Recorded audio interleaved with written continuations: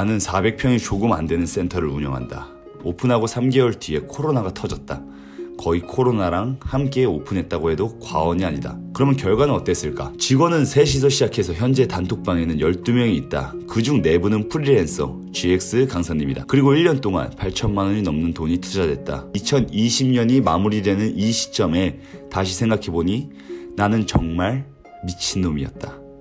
번 모든 돈뿐만 아니라 빚을 져서라도 기구를 샀다. 차를 바꾸고 싶은 생각도 많이 들었지만 기구가 먼저였다. 많은 이들이 말렸었다.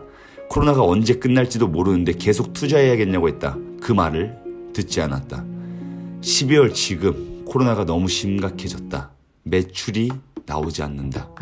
죽겠다. 매출이 연락이 안 나온다고 느꼈을 때 나는 김승호 작가의 돈의 속성이라는 책을 받고 책 270페이지에 나한테 하는 말이 있었다. 책에 이렇게 쓰여 있었다. 송 사장의 죄목은 첫째, 무한 투자죄다. 회사란 투자 비율이 있다. 맞다. 나는 투자 비율을 지키지 않았다. 그냥 해야 할 일을 해야겠다고만 생각했지 투자 비율 따위는 고려하지 않았다. 나는 겁나게 낙천적이었던 것이다. 그냥 센터가 좋아지면 장사가 잘 되겠지라고만 생각했다. 이 책을 2달 전에만 봤으면 참 좋았을 텐데 라는 생각을 했다. 늦었다. 어쨌든 나는 이번에도 또 무리해서 기구를 많이 샀다. 아직 들어오지 않은 기구도 있다. 요즘 매출이 안 나오다 보니 잠깐 다른 얘기로 빠졌다. 정리해보자면 1년 동안 직원은 셋에서 12명으로 늘었고 그리고 센터도 이제는 어디 내놓아도 꿀리지 않을 정도로 좋아졌다. 어떻게 이런 것들이 코로나인 이 시점에 가능했을까? 바로 운이 좋았다. 실망하신 분들도 있겠지만 나는 얼마나 운이 좋았냐면 내가 1년 전에 그만둔 센터를 매입한 건데 바로 매입한 것도 아니고 내가 그만둔 지 1년 뒤에 갑자기 어느 날 전화가 와서 우연히 매입하게 됐다. 그것도 전에 같이 일했던 대표님의 일신상의 문제로 전 대표님의 어머니께 연락이 온 건데 그분께 번호를 알려준 사람이 그 어머니가 찾는 사람이 내가 아니었는데 내 번호를 알려줘서 매입할 수 있었다. 즉 어머니는 A라는 사람을 찾고 있었는데 어머니께 번호를 알려준 사람은 A가 나인 줄 알았던 것이다. 나는 A가 아니라 B였는데 말이다. 그리고 그때 그 번호를 알려준 직원이 오픈 멤버이며 정말 힘이 되는 직원 중 하나다. 그때 그 직원이 A 번호를 알려줬다면 어땠을까? 여기까지 왔을 수 있었을까? 그리고 운이 좋았는지 안 좋았는지는 사실은 가봐야 하는 것이다. 왜냐면은 인생은 새옹지마라고 좋다가도 안 좋고 알다가도 모르기 때문이다. 그리고 나는 그 당시 현금 50만 원 정도를 가지고 있었다. 물론 다른 자산도 딱히 없었다. 그런데도 1억 가까운 돈을 한 달 만에 만들 수가 있었다. 내가 받을 수 있는 대출은 사금융 빼고 다 받았다. 그럼에도 2천만 원이 부족했다. 그러던 중 오래 알고 있던 회원님 2분이 2천만 원을 빌려주셨다. 물론 5개월도 안 돼서 그 돈을 다 갚았다. 어쨌든 돈 한 푼 없었는데 1억 가까운 센터를 매입했다는 것은 운이 겁나게 좋았기 때문에 가능한 것이 아닐까? 물론 나의 신용도 있었지만. 두 번째는 오픈하자마자 생각보다 훨씬 잘 됐다. 좀 많이 잘 됐다. 잘 된 이유는 모르겠다. 그러다가 코로나가 터졌다. 코로나가 내가 사는 지역이 아니라 대구에서 심하게 터졌다. 내가 있는 지역은 종종 코로나가 나오긴 했지만 그렇게 심하진 않았다. 서울과 비교했을 때 나는 운이 좋은 편이었다. 거기에다가 내 센터에서 아직 한 명도 나오지 않았으니 얼마나 운이 좋은가. 어떤 센터는 보니까 코로나만 2번 터졌다. 근처 센터라고 할 수 있다. 우리랑 그렇게 멀지 않다. 그 센터는 방역 실패도 있지만 사실 운이 나빴을 가능성이 높다. 세 번째로 직원들이 파이팅이 넘쳤다.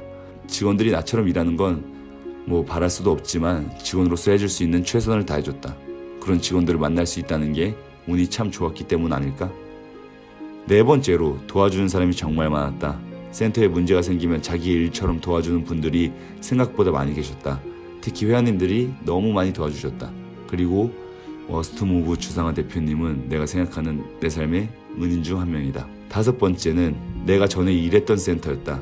내가 매입한 센터가 내가 1년 전에 일했기 때문에 나는 이 센터에 대해서 누구보다도 잘 알고 있었다.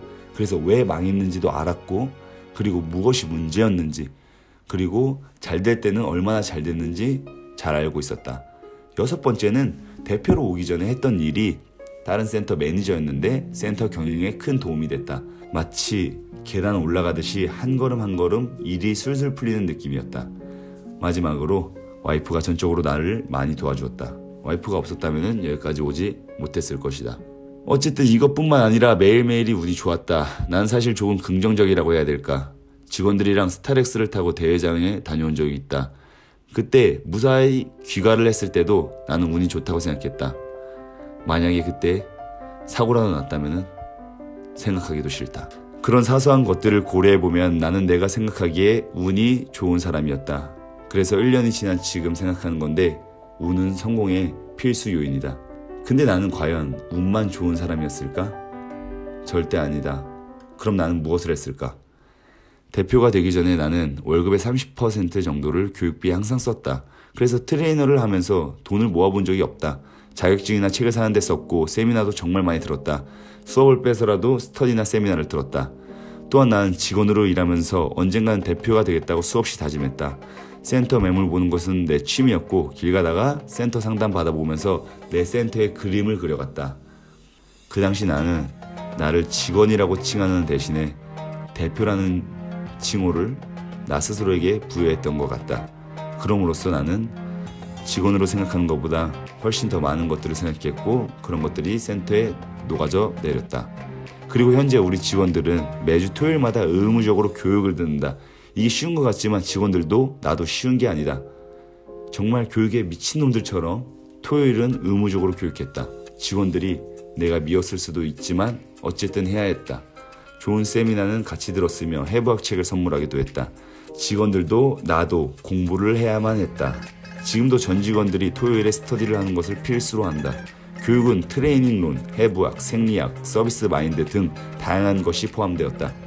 PT의 질이 점점 좋아졌다. 또 청소를 정말 악에 바칠 정도로 해봤다. 평일에는 수업이 너무 바빠서 청소를 많이 못했다면 주말에 청소를 정말 군대 이병 때처럼 했던 것 같다. 특히 보이지 않고 가장 더러운 곳이 어딘지 계속 생각하면서 그곳을 중점적으로 했다. 또한 차를 바꾸고 싶은 생각이 들었지만 내 허영심에 투자하고 싶은 생각이 들었지만 그 돈 전부를 센터에 투자했다. 나는 투자 비율이 100%를 넘어 부채까지 끌어와 투자를 하기도 했다. 정말 위험한 경영 방식인데 2020년은 그렇게 투자만 했다. 나에게 쉼이란 거의 없었다. 내가 토요일 일요일 아예 센터를 안 나간 적은 2020년 동안 손에 꼽을 것이다. 즉 주말에 센터를 한 번도 안 나간 적은 손에 꼽는다는 말이다. 3월에 코로나 때문에 문을 닫았을 때도 나는 유튜브를 제작하고 홍보에 박차를 가했다. 9월에도 일이 없었을 때 유튜브를 또 제작했고 홍보에 박차를 가했다. 근데 지금 또 갑자기 유튜브가 올라온다? 그 말은 즉 일이 없나 보다. 그렇다고 휴식을 나쁘게 생각하지도 않는다. 나는 그러면서도 나를 위해 휴식 시간을 꼭 만들었다. 나를 챙기는 걸 정말 중요시 생각했다. 마지막으로 이 말 끝으로 정리해야겠다.